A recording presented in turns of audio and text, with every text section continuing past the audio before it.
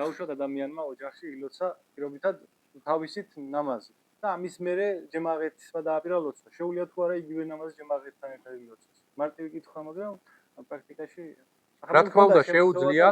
შეიძლება მეთქი. შეუძლია. პირიქით რეკომენდირებულია უკეთესია თუ ჯემაღეთთან ილოცავს. იმიტომ რომ ის ამით თავის ნამაზს ერთი საფეხურით მაღლა ასწევს. რადგანაც ჯემაღეთთან ერთად ნალოცი ნამაზი მარტოდ ინდივიდუალურად ნალოც ნამაზთან შედარებით 25 ჯერ უფრო მეტად მადლიანია. ამ შემთხვევაში მისი ინდივიდუალურად შესრულებული ნამაზი ჩაითვლება ნაფილეთ და ჯემაათით ნალოცი ნამაზი ჩაითვლება ფარდის ადგილს დაიკარგეს. გადაენაცვლა.